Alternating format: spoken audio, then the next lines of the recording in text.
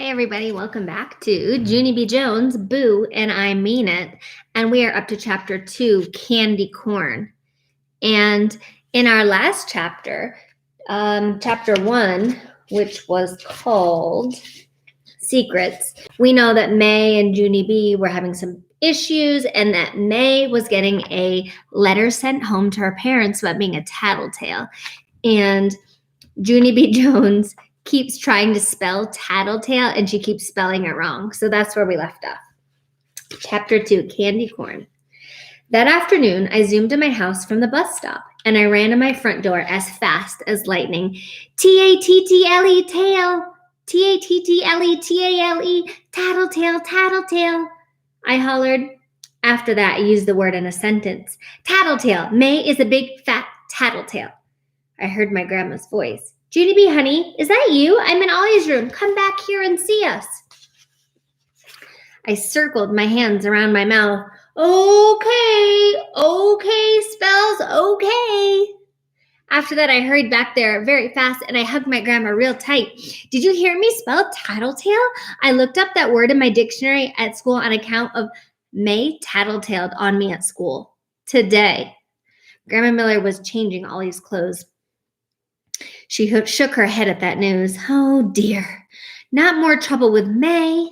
Honestly, Junie B, you're just going to have to ignore that girl. I crossed my arms. Yeah, well, how can I even ignore her when she called me a scaredy cat baby? She told all the children that I am scared of Halloween, Grandma. Only if May knew what I knew about Halloween, she would be scared too. Grandma looked curious at me. What are you talking about? What is it that you know? I swallowed hard and I made my voice quieter. I know 5 scary secrets. That's what I know. Only I'm not even allowed to tell anyone or else my head might turn into a wart. Chills came up my arms. Polly Allen Puffer told me about that. Polly Allen Puffer? Wasn't he the boy who told you that a monster lived under your bed last year? I nodded my head. Yes, that's the same exact Polly Allen Puffer. He knows lots of scary stuff, Grandma, on account of Polly Allen Puffer has a brother who's in 8th grade. And an 8th grader is almost as old as a grown-up, basically. Grandma did a little smile. Then she finished buttoning Ollie's sweater, and she put him on the floor to walk to me.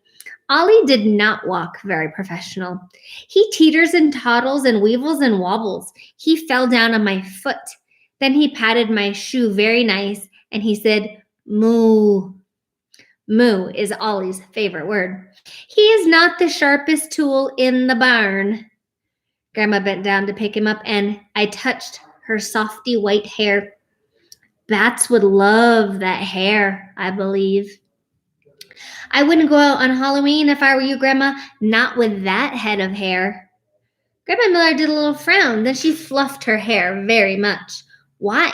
What's wrong with my hair? She asked. Don't you like it? There's Junie B fluffing her grandma's hair. I zipped my lips shut because I said too much already, I think. Grandma Miller fluffed her hair some more. Speaking of Halloween, your mother is coming home from work early today. She wants to take you to the store to buy your costume. Ooh, just then I got chills. I started backing out of Ollie's room very slow. Yeah, only I might not want to buy my costume today. I might want to buy it tomorrow or the next day or never, possibly. I kept on backing up. Okay, well, I think I will go take a nap, Grandma. And so when Mother gets home, please tell her, do not bother me. I did a salute. Thank you and good night, I said. After that, I turned around and I ran to my room and I quick closed the door. A second later, I opened it a tiny crack. Yeah, only don't forget about what I told you. Do not go out with that head of hair on Halloween because that is asking for trouble, Helen. Grandma Miller called back at me, and she said, do not call her Helen. I shut my door again. Then I picked up my favorite stuffed animal named Philip Johnny Bob, and I hurried to get into my bed. If we pretend to be asleep, maybe I won't have to go to the scary Halloween store with Mother, I said. Philip, quick, pretended to snore. I tapped on him. Yeah, well, she's not actually home yet, Phil. Plus, I need to tell you the 5 scary secrets because I can't tell them to real, actual people, but you don't count probably because your ears aren't really real. Philip Johnny Bob felt his ears with his front foot. Really? You're kidding me. My ears aren't real. Are you sure? Because I think they're real. They feel real. They're real, don't you think? I think they're real. I felt his ears. Yes, Philip, they do feel real, but they're just made out of cloth. Philip Johnny Bob kept feeling his ears, and so finally I had to take his foot away. After that, I made my voice into a whisper, and I told him the 5 scary secrets.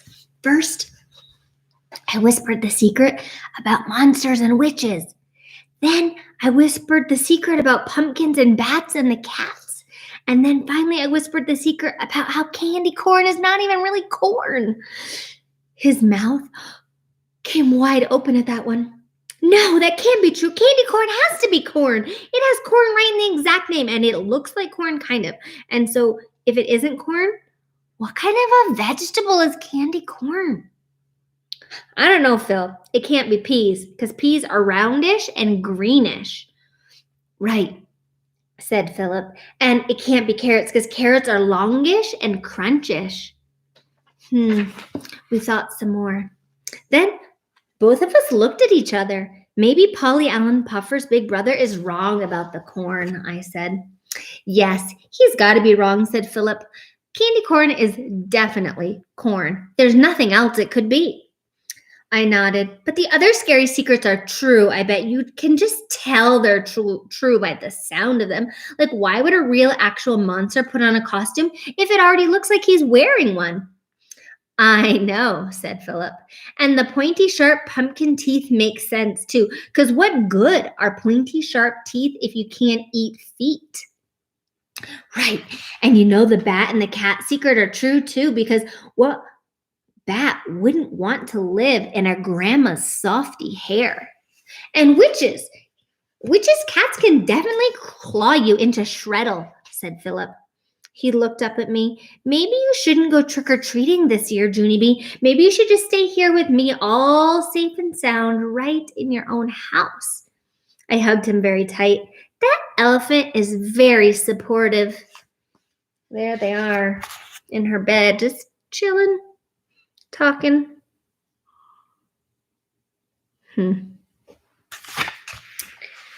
Oh, boy. That next chapter, chapter 3, is called Squirty. Wow.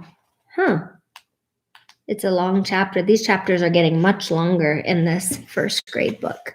So chapter 3, Squirty. I guess we'll find out what that one's about next time. Bye, everybody. I hope you enjoyed. See you next time.